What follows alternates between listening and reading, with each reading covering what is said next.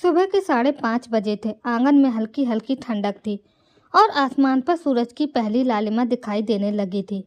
घर के बाकी लोग अभी नींद में थे, लेकिन कौशल्या देवी की नींद रोज की तरह अलार्म बजने से पहले ही खुल गई थी। उम्र 55 के करीब थी, मगर घर की जिम्मेदारियों ने उनके चेहरे पर उम्र से कहीं ज्यादा थकान उतार दी थी। वह धीरे से उठी, पूजा की चौकी के पास रखा दिया जलाया और फिर रसोई की तरफ बढ़ गई। गैस पर चाय चढ़ाते हुए उन्होंने आवाज़ लगाई, मृणालिनी, उठ गई हो तो ज़रा रसोई में आ जाना। आज घर की सफाई भी करनी है और नाश्ता भी जल्दी बनाना है। ऊपर कमरे में सो रही उनकी बहू मृणालिनी ने आंखें खोली। रात को देर तक वह अपने ऑफिस का काम पूरा कर रही थी, फिर भी वह तुरंत उठ बैठी। उसने घड़ी देखी और जल्दी से दुपट्टा संभालते हुए नीचे आ गई। जी माँ जी, मैं आ गई। कौशल्या देवी ने उसकी तरफ देखा और बोली, पहले आंगन में झाड़ू लगा दे, फिर कमरे साफ कर लेना। आज मेरा घुटना बहुत दुख रहा है। मृणालिनी ने बिना कुछ कहे झाड़ू उठा ली। ये इस घर की रोज की कहानी थी। मृणालिनी सुबह से शाम तक नौकरी करती थी, लेकिन घर लौटने के बाद भी घर का काम उसी का इंतजार करता था। उसका पति निशांत सरकारी दफ्तर में काम करता था। वह बुरा आदमी नहीं था, लेकिन अपनी माँ के सामने अक्सर चुप हो जाता था। घर में निशांत की छोटी बहन त्रिशा भी रहती थी, जो कॉलेज में पढ़ती थी और घर के किसी काम में हाथ बटाना उसे अपनी शान के खिलाफ लगता था। मृणालिनी को इस घर में आए 3 साल हो चुके थे। शादी के बाद शुरुआती कुछ महीने बहुत अच्छे रहे थे। कौशल्या देवी तब उसे बेटी कहकर बुलाती थी। उसके हाथ का खाना पड़ोसियों को खिलाकर उसकी तारीफ करती थी और हर छोटी बड़ी बात में उससे सलाह लेती थी। लेकिन धीरे धीरे सब बदल गया। बदलाव की शुरुआत तब हुई जब मृणालिनी ने नौकरी करने की बात कही। कौशल्या देवी को पसंद नहीं था कि उनकी बहू घर से बाहर जाकर काम करे। उन्होंने साफ कहा था, हमारे घर की बहुएं नौकरी नहीं करती। लेकिन मृणालिनी के पिता ने उसकी पढ़ाई पर बहुत मेहनत की थी और शादी से पहले ही मृणालिनी की नौकरी लग चुकी थी। उसने बड़ी विनम्रता से कहा था, माँ जी, मैं नौकरी भी करूँगी और घर भी संभालूंगी। आपको कभी शिकायत का मौका नहीं दूंगी। कौशल्या देवी ने तब हामी भर दी थी, मगर शायद मन से नहीं। कुछ ही महीनों में उन्हें लगने लगा कि नौकरी करने के कारण मृणालिनी घर की जिम्मेदारियों से बचना चाहती है। मृणालिनी जितना काम करती उन्हें उतना ही कम दिखाई देता, और जो काम किसी दिन छूट जाता वही उन्हें याद रहता। उस सुबह भी मृणालिनी ने झाड़ू लगाने के बाद कपड़े धोए, रसोई साफ की, नाश्ता बनाया और सबके लिए टिफिन तैयार किया। घड़ी में 8:30 बज चुके थे। उसे ऑफिस के लिए निकलना था। उसने जल्दी से अपनी प्लेट में 2 निवाले डाले ही थे कि कौशल्या देवी ने कहा, मृणालिनी, जाते जाते ऊपर वाली अलमारी भी साफ कर देना। मृणालिनी ने चौंक कर घड़ी देखी। माँ जी, आज ऑफिस में मीटिंग है, मुझे देर हो जाएगी। शाम को आकर साफ कर दूंगी। कौशल्या देवी का चेहरा तुरंत बदल गया। शाम को तो तुझे थकान रहती है, कल भी यही कहा था, परसों भी यही कहा था। घर का काम कब करेगी? मृणालिनी ने धीरे से कहा, मैं काम से भाग नहीं रही माँ जी, बस अभी देर हो रही है। तभी त्रिशा कमरे से निकलते हुए बोली, भाभी, अगर इतना ही मुश्किल लगता है तो नौकरी छोड़ क्यों नहीं देती? आखिर घर संभालना भी तो कोई काम है। मृणालिनी ने उसकी तरफ देखा, लेकिन जवाब नहीं दिया। वह जानती थी कि जवाब देने से बात बढ़ेगी और देर भी हो जाएगी। उसने अपना बैग उठाया और दरवाजे की तरफ बढ़ गई। पीछे से कौशल्या देवी की आवाज़ आई, आजकल की बहुओं को बस अपनी आज़ादी चाहिए, घर और परिवार से किसी को मतलब नहीं। मृणालिनी के कदम एक पल को रुक गए। उसने गले में कुछ अटक गया, लेकिन उसने पीछे मुड़कर नहीं देखा। ऑफिस पहुंचने के बाद भी वह सुबह की बात सोचती रही। उसके साथ काम करने वाली अन्विता ने पूछा, क्या हुआ मृणालिनी, आज बहुत परेशान लग रही हो? मृणालिनी ने मुस्कुराने की कोशिश की, कुछ नहीं, बस घर की थोड़ी परेशानी है। अन्विता ने कहा, तुम हर बार यही कहती हो, कभी कभी अपने लिए भी आवाज़ उठानी चाहिए। मृणालिनी कुछ नहीं बोली। वह जानती थी कि आवाज़ उठाने का मतलब उसके लिए घर में एक नया झगड़ा होगा। वह अपने माता पिता को भी कुछ नहीं बताती थी। उसके पिता पहले ही बेटी की शादी के बाद ये सोचकर चैन की सांस लेते थे कि उनकी बेटी अपने घर में खुश है। मृणालिनी उनके चेहरे की वह शांति छीनना नहीं चाहती थी। शाम को जब वह ऑफिस से लौटी तो देखा कि कौशल्या देवी सोफे पर बैठी थी और त्रिशा मोबाइल चला रही थी। मृणालिनी ने बैग रखा और सीधे रसोई में चली गई। वहाँ सिंक में सुबह के बर्तन पड़े थे। उसने चुपचाप बर्तन धोने शुरू कर दिए। तभी कौशल्या देवी बोली, आज सब्जी भी नहीं लाई? मृणालिनी ने कहा, माँ जी, ऑफिस से निकलते समय बहुत देर हो गई थी। मैंने सोचा था घर आकर बना दूंगी, तो अब क्या बनेगा, मैं अभी बना देती हूँ। मृणालिनी ने जल्दी से सब्जी काटनी शुरू कर दी। तभी निशांत ऑफिस से आया। उसने मृणालिनी को रसोई में देखा तो पूछा, तुम बैठी नहीं अभी तक? मृणालिनी ने हल्की मुस्कान के साथ कहा, बस खाना बना रही हूँ। निशांत कुछ कहना चाहता था, लेकिन तभी कौशल्या देवी बोल पड़ी, इसे तो काम करने की आदत ही नहीं है। सुबह से बाहर नौकरी और शाम को घर आकर 2 घंटे काम करना भी भारी लगता है। निशांत चुप हो गया। मृणालिनी ने उसकी तरफ देखा। उसे उम्मीद थी कि वह कम से कम एक बार कहेगा कि वह बहुत काम करती है, मगर निशांत ने नज़रें झुका ली। उस रात खाना खाने के बाद मृणालिनी अपने कमरे में आई। निशांत बिस्तर पर बैठा मोबाइल चला रहा था। मृणालिनी ने धीरे से पूछा, निशांत, क्या मैं आपसे एक बात कहूँ? हाँ बोलो। क्या आपको सच में लगता है कि मैं इस घर के लिए कुछ नहीं करती? निशांत ने मोबाइल नीचे रखा। ऐसा क्यों पूछ रही हो?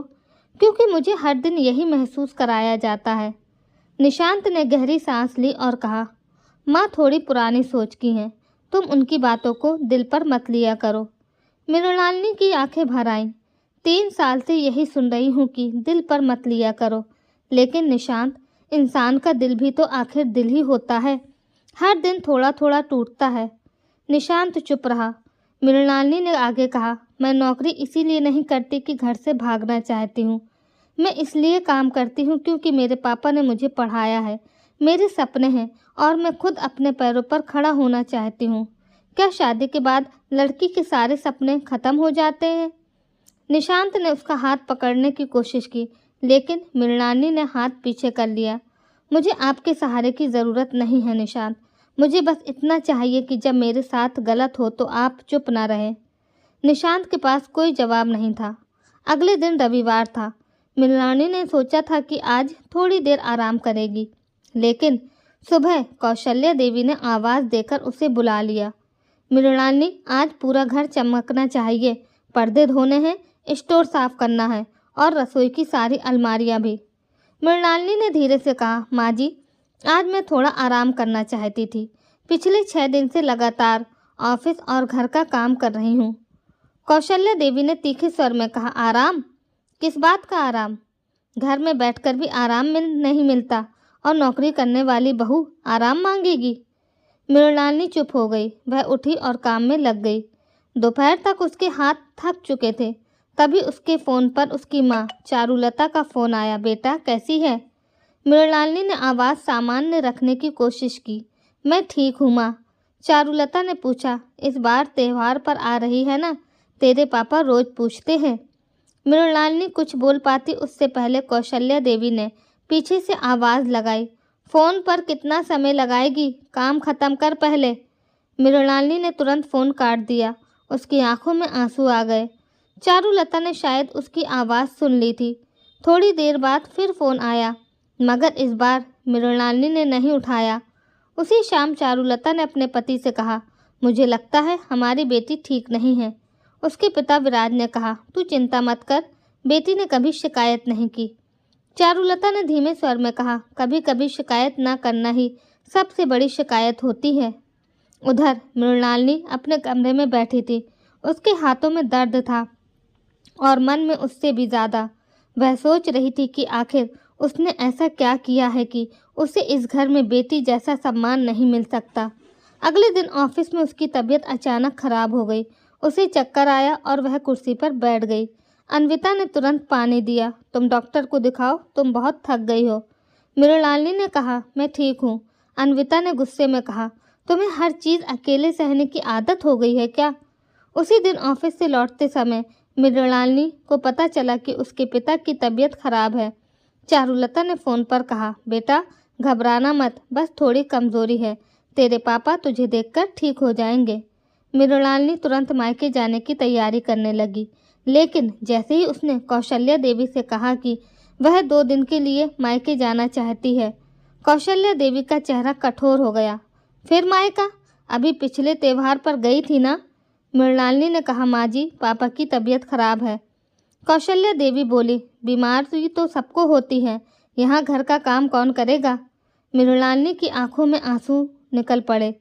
उसने पहली बार थोड़ा दृढ़ होकर कहा। माँ जी, मैं आपकी बहू हूँ, इस घर की नौकरानी नहीं। मेरे पिता बीमार हैं, अगर आज मैं उनके पास नहीं गई तो शायद जिंदगी भर खुद को माफ़ नहीं कर पाऊंगी। घर में अचानक सन्नाटा छा गया। निशांत दरवाजे के पास खड़ा सब सुन रहा था। कौशल्या देवी ने उसे घूरकर देखा और कहा, तू भी अब कुछ बोलेगा या हमेशा की तरह अपनी पत्नी के आगे चुप रहेगा? निशांत ने पहली बार अपनी माँ की आंखों में देखकर कहा, माँ, आज मृणालिनी गलत नहीं है। कौशल्या देवी के चेहरे पर अविश्वास फैल गया। मृणालिनी ने भी निशांत की तरफ देखा, लेकिन अगले ही पल निशांत के फ़ोन पर एक कॉल आया और उसके चेहरे का रंग बदल गया। कॉल उसके ससुराल से नहीं बल्कि मृणालिनी के मायके से था। उधर से चारुलता रोते हुए सिर्फ इतना कह रही थी, निशांत बेटा, तुम लोग जल्दी आ जाओ, तुम्हारे ससुर जी की हालत अचानक बहुत बिगड़ गई है। निशांत ने फ़ोन नीचे रखा और मृणालिनी की तरफ देखा। उस पल मृणालिनी के पैरों तले ज़मीन खिसक गई। निशांत ने फ़ोन रखते ही मृणालिनी का हाथ पकड़ लिया और बोला, चलो अभी चलते हैं। मृणालिनी के चेहरे पर डर साफ दिखाई दे रहा था। उसने जल्दी जल्दी अपना बैग उठाया। कौशल्या देवी अब भी वहीं खड़ी थी। कुछ देर पहले तक जो बात उन्हें घर के काम से बड़ी लग रही थी, अब वही बात अचानक छोटी पड़ गई थी। उन्होंने धीमे स्वर में पूछा, डॉक्टर ने क्या कहा? निशांत ने कहा, अभी कुछ पता नहीं है माँ, लेकिन हालत ठीक नहीं है। मृणालिनी की आंखों से लगातार आंसू बह रहे थे। वह बस इतना कह पा रही थी, मुझे पापा के पास जाना है। दोनों तुरंत निकल पड़े। रास्ते भर मृणालिनी खिड़की से बाहर देखती रही। उसके मन में बार बार वही बात घूम रही थी, काश वह कल ही चली गई होती, काश उसने पापा की आवाज़ पहले सुन ली होती, काश उसने अपनी माँ के फ़ोन का जवाब दे दिया होता। करीब 2 घंटे बाद वह मायके पहुँचे। घर के बाहर कुछ पड़ोसी खड़े थे। मृणालिनी का दिल बैठने लगा। वह भागती हुई अंदर गई। चारुलता कमरे के बाहर बैठी रो रही थी। मृणालिनी को देखते ही वह उससे लिपट गई और फूट फूट कर रोने लगी। बेटा, तेरे पापा को अस्पताल ले गए हैं। मृणालिनी ने कांपती आवाज़ में पूछा। माँ, मुझे पहले क्यों नहीं बताया? चारुलता ने उसकी तरफ देखा और बोली, तू वैसे ही अपने घर में बहुत परेशान रहती है, मैं नहीं चाहती थी कि तुझे और चिंता हो। मृणालिनी कुछ पल के लिए बिल्कुल शांत हो गई।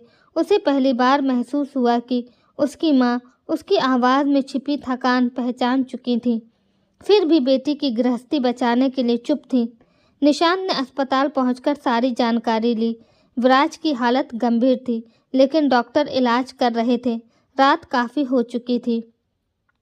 मृणालिनी अस्पताल की कुर्सी पर बैठी भगवान से बस एक ही प्रार्थना कर रही थी, मेरे पापा को ठीक कर दीजिए, मुझे उनसे अभी बहुत कुछ कहना है। तभी चारुलता ने धीरे से उसका हाथ दबाया और बोली, बेटा, खुद को दोष मत दे, तूने जानबूझकर कुछ नहीं किया। मृणालिनी रोते हुए बोली, माँ, मैंने आपसे झूठ बोला था, मैं ठीक नहीं हूँ, मैं बहुत दिनों से ठीक नहीं हूँ। चारुलता ने उसकी तरफ देखा। मृणालिनी ने पहली बार अपने दिल की सारी बातें कह दी। उसने बताया कि किस तरह सुबह से रात तक घर का काम और नौकरी संभालते संभालते वह थक जाती है, कैसे छोटी छोटी बातों पर उसे सुनाया जाता है, कैसे उसे अपने ही मायके आने के लिए अनुमति मांगनी पड़ती है, और कैसे निशांत सब समझते हुए भी चुप रहता है। चारुलता जी की आंखें भर आईं। उन्होंने कहा, मैंने सोचा था शादी के बाद बेटी को हर बात बताने का हक नहीं रहता, लेकिन आज समझ आया कि माँ होना शादी के बाद ख़त्म नहीं होता। मृणालिनी उनके कंधे पर सिर रखकर रोने लगी। कुछ घंटे बाद डॉक्टर बाहर आए और बोले, अब उनकी हालत पहले से स्थिर है, अगले 24 घंटे महत्वपूर्ण हैं। मृणालिनी ने राहत की सांस ली। अगले दिन सुबह विराज को होश आया। मृणालिनी उनके पास गई तो उन्होंने कमज़ोर आवाज़ में कहा, तू आ गई बेटा। मृणालिनी उनका हाथ पकड़कर रो पड़ी। पापा, आप मुझे बुला लेते, मैं आ जाती। विराज ने हल्की मुस्कान के साथ कहा, बेटियां बुलाने से नहीं आती बेटा, उन्हें बस इतना पता होना चाहिए कि उनके मायके का दरवाज़ा हमेशा खुला है। ये बात मृणालिनी के दिल में उतर गई। 2 दिन बाद विराज की हालत बेहतर होने लगी। मृणालिनी को लगा कि अब उसे वापस ससुराल लौटना होगा, लेकिन इस बार उसके भीतर कुछ बदल चुका था। उसने तय किया कि वह वापस जाएगी, मगर पहले जैसी चुप नहीं रहेगी। जब वह घर पहुंची तो कौशल्या देवी दरवाजे पर बैठी थी। मृणालिनी ने पैर छुए। कौशल्या देवी ने आशीर्वाद तो दिया, मगर बोली, अब आ ही गई हो तो घर भी संभाल लेना। इतने दिन घर जैसे तैसे चला है। मृणालिनी ने कुछ नहीं कहा। वह अपने कमरे में चली गई। शाम को निशांत उसके पास आया। तुम मुझसे नाराज़ हो? मृणालिनी ने सीधा सवाल किया। क्या तुमने कभी मेरी परेशानी को सच में समझने की कोशिश की? निशांत चुप रहा। मृणालिनी बोली, मैंने तुमसे माँ के खिलाफ जाने को नहीं कहा था। मैं सिर्फ चाहती थी कि तुम सच का साथ दो। अगर मैं थकती हूँ तो ये मेरी कमजोरी नहीं है, मैं इंसान हूँ। निशांत ने कहा, मैं मानता हूँ मैंने तुम्हारा साथ नहीं दिया। मृणालिनी ने कहा, मुझे तुम्हारी माफ़ी से ज़्यादा बदलाव चाहिए। निशांत ने उसकी तरफ देखा। मैं कोशिश करूँगा। अगले दिन सुबह मृणालिनी ने हमेशा की तरह नाश्ता बनाया, लेकिन इस बार उसने घर के कामों की एक सूची बनाई। उसने तय किया कि कौन सा काम किसकी जिम्मेदारी होगी। उसने त्रिशा से कहा, त्रिशा, तुम पढ़ाई करती हो, इसीलिए मैं तुम्हारे ऊपर ज़्यादा काम नहीं डालूंगी, लेकिन अपने कमरे और अपने कपड़ों की जिम्मेदारी तुम्हारी खुद की होगी। त्रिशा ने तुरंत मुंह बनाया। भाभी, आप मुझे काम सिखाएंगी? मृणालिनी ने शांत स्वर में कहा, नहीं, मैं बस जिम्मेदारी बांट रही हूँ। कौशल्या देवी ये सब सुन रही थी। उन्होंने ताना मारते हुए कहा, बहू अब घर की मालकिन बन गई है। मृणालिनी ने बिना डरे पहली बार उनकी आंखों में देखा और बोली, नहीं माँ जी, मैं मालकिन नहीं बनना चाहती, मैं सिर्फ इस घर की सदस्य बनकर रहना चाहती हूँ। कौशल्या देवी कुछ नहीं बोली। उसी दिन शाम को निशांत ऑफिस से लौटा तो उसने देखा कि मृणालिनी खाना बना रही थी और त्रिशा अपने कमरे की सफाई कर रही थी। उसने माँ से कहा, माँ, मृणालिनी सुबह से नौकरी करती है, घर के सारे काम अकेले करना उसके लिए संभव नहीं है। कौशल्या देवी भड़क उठी, तो अब तू मुझे बताएगा कि घर कैसे चलेगा? निशांत ने शांत स्वर में कहा, हाँ माँ, अगर घर में किसी एक इंसान के दम पर सब चलेगा तो वह घर नहीं बोझ बन जाएगा। कौशल्या देवी पहली बार चुप हो गई, मगर असली परीक्षा अभी बाकी थी। कुछ दिनों बाद त्योहार आने वाला था। घर में तैयारियां शुरू हुईं। कौशल्या देवी ने मायके से अपनी बेटी त्रिशा के लिए कपड़े, मिठाइयाँ और उपहार मंगवाए। मृणालिनी चुपचाप देखती रही। उसी शाम उसके मायके से चारुलता का फ़ोन आया। उन्होंने कहा, बेटा इस बार तो ज़्यादा सामान नहीं भेज पाएंगे, तेरे पापा अभी पूरी तरह ठीक नहीं हुए। मृणालिनी ने कहा, माँ, मुझे कुछ भेजना भी नहीं आप, मुझे बस आप दोनों का आशीर्वाद चाहिए। तभी कौशल्या देवी ने उसकी बात सुन ली। उन्होंने फ़ोन करते ही कहा, क्या तुम्हारे मायके में इस बार कुछ भेजने की हालत नहीं है? मृणालिनी ने उनकी तरफ देखा। माँ जी, मेरे मायके की हालत चाहे जैसी हो, मेरे माता पिता मेरे लिए किसी चीज़ से कम नहीं हैं। कौशल्या देवी ने कहा, मैंने तो बस पूछा था। मृणालिनी बोली, लेकिन माँ जी, जब बात बेटी के मायके की आती है तो सवाल सिर्फ सामान का नहीं होता, सम्मान का भी होता है। कौशल्या देवी के चेहरे पर कठोरता आ गई। उन्होंने कहा, बहुत बोलने लगी हो। मृणालिनी चुप हो गई, लेकिन इस बार उसकी चुप्पी डर की नहीं थी, वह भीतर से मजबूत हो चुकी थी। उसी रात दरवाजे की घंटी बजी। बाहर एक आदमी खड़ा था। उसने एक लिफाफा निशांत के हाथ में दिया और कहा, ये आपके ससुर जी ने भेजा है। उन्होंने खास तौर पर कहा है कि ये मृणालिनी को ज़रूर देना। निशांत ने लिफाफा खोला। अंदर एक छोटा सा पत्र था। मृणालिनी ने पत्र पढ़ना शुरू किया तो उसकी आंखें फैल गईं। पत्र में लिखा था, बेटी, अगर तू इस घर में खुश है तो मुझे कुछ नहीं चाहिए, लेकिन अगर तू सिर्फ इसलिए चुप है कि हमारा घर टूट जाएगा तो मेरी बेटी होकर ऐसी चुप्पी मत सहना। रिश्ते बचाने के लिए खुद को खो देना समझदारी नहीं होती। मृणालिनी की आंखों से आंसू गिरने लगे। निशांत ने पत्र पढ़ा तो वह भी देर तक चुप रहा, मगर उसी समय कौशल्या देवी ने वह पत्र उसके हाथ से लेकर पढ़ लिया। पत्र पढ़ते पढ़ते उनका चेहरा बदलने लगा, क्योंकि पत्र के आखिर में विराज ने एक ऐसी बात लिखी थी जिसे देखकर कौशल्या देवी को पहली बार अपने पुराने व्यवहार पर शर्म महसूस होने लगी। कौशल्या देवी के हाथ में वह पत्र कांपने लगा था। उन्होंने दोबारा आखिरी पंक्तियां पढ़ी, कौशल्या जी, मैं अपनी बेटी को आपके घर से वापस नहीं बुला रहा हूँ। क्योंकि मैं जानता हूँ कि शादी के बाद बेटी का घर वही होता है जहाँ वह रहती है। लेकिन एक पिता होने के नाते इतना ज़रूर कहना चाहता हूँ कि मेरी बेटी को बहू समझकर उसकी जिम्मेदारियाँ मत गिनिए। कभी बेटी समझकर उसकी थकान भी देखिए। जिस दिन वह आपके घर आई थी, उस दिन मैंने अपनी बेटी आपके भरोसे छोड़ी थी, किसी काम करने वाली के भरोसे नहीं। कौशल्या देवी की आंखें नम हो गईं। उन्होंने पत्र नीचे रखा और कुछ देर तक बिल्कुल चुप बैठी रहीं। मृणालिनी ने धीरे से कहा, माँ जी, पापा ने ये आपको दुख देने के लिए नहीं लिखा है। कौशल्या देवी ने उसकी तरफ देखा और भर्राई आवाज़ में बोली, नहीं बहू, उन्होंने मुझे आईना दिखाया है। कमरे में मौजूद निशांत और तृषा दोनों चुप थे। कौशल्या देवी ने पहली बार मृणालिनी से पूछा, क्या सच में मैंने तुम्हें इतना दुख दिया? मृणालिनी के पास जवाब था, लेकिन वह बोल नहीं पाई। उसकी आंखों से आंसू बहने लगे। कौशल्या देवी ने फिर पूछा, जब तुम ऑफिस से थक कर आती थी तब भी तुम खाना बनाती थी? मृणालिनी ने सिर हिला दिया। जब तुम्हारे पापा बीमार थे तब भी मैंने तुम्हें मायके जाने से रोकने की कोशिश की। मृणालिनी ने धीरे से कहा, हाँ माँ जी। कौशल्या देवी ने अपना चेहरा दोनों हाथों में छिपा लिया। उन्हें अचानक अपनी बेटी तृषा का चेहरा याद आया। अगर तृषा कभी शादी करके किसी दूसरे घर जाएगी और वहाँ उसे इसी तरह हर बात पर टोका जाएगा तो क्या वह सह पाएंगी? उन्होंने तृषा की तरफ देखा। तृषा, इधर आ। तृषा उनके पास आकर बैठ गई। कौशल्या देवी ने उसका हाथ पकड़ा और बोली, अगर शादी के बाद तुम्हारी सास तुम्हें हर दिन कहे कि तुम्हारा मायका बेकार है, तुम्हें आराम करने का हक नहीं, तुम्हें अपने माता पिता से मिलने के लिए भी पूछना पड़ेगा, तो क्या तुम खुश रहोगी? तृषा ने तुरंत कहा, नहीं माँ। कौशल्या देवी ने गहरी सांस ली। तो फिर मैं मृणालिनी से ये उम्मीद कैसे करती रही? तृषा के पास भी कोई जवाब नहीं था। उस रात कौशल्या देवी ने मृणालिनी को अपने पास बुलाया। बहू, मुझे माफ़ कर दे। मृणालिनी ने सिर उठाकर देखा।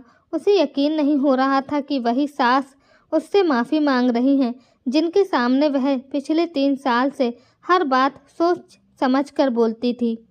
कौशल्या देवी ने कहा, मुझे लगता था कि घर संभालने का मतलब बहू से हर काम करवाना है।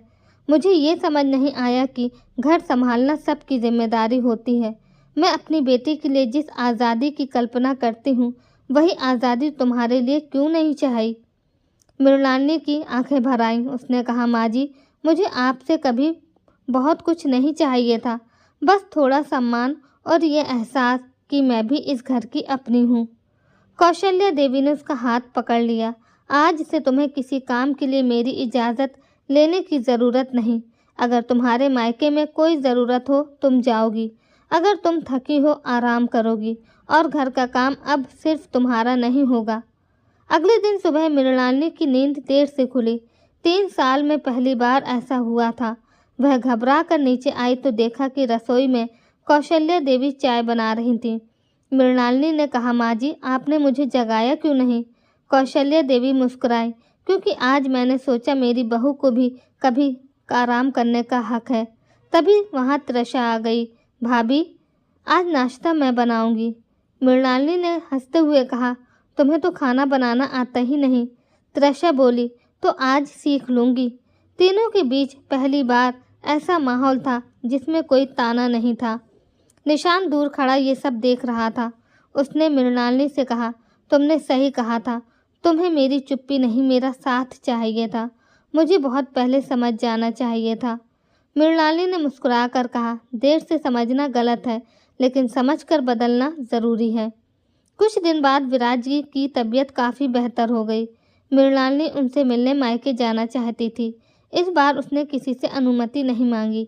उसने बस कहा, माँ जी, मैं पापा से मिलने जा रही हूँ।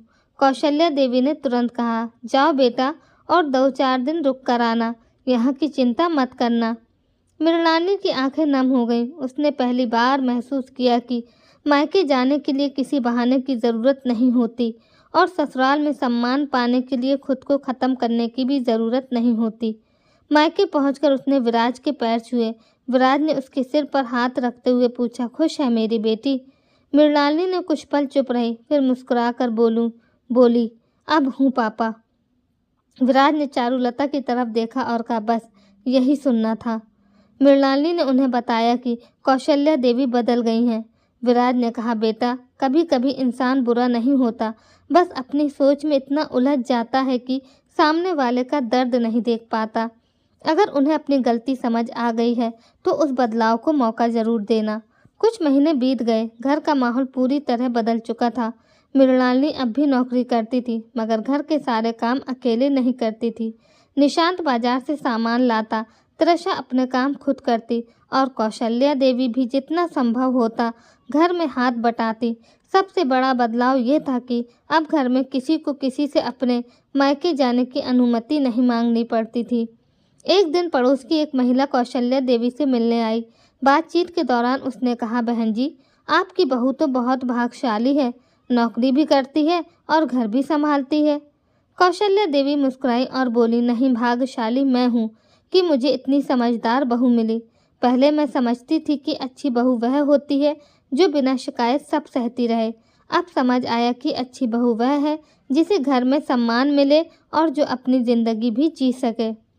मृणालिनी ये बात सुन रही थी। उसके चेहरे पर एक सुकून भरी मुस्कान आ गई।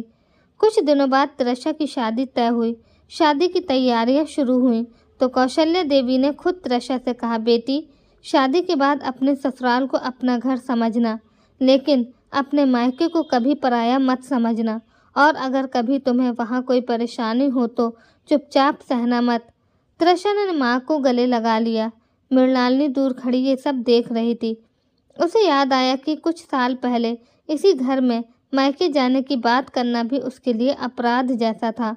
अब वही घर उसकी बेटी की तरह उसकी बात सुन रहा था।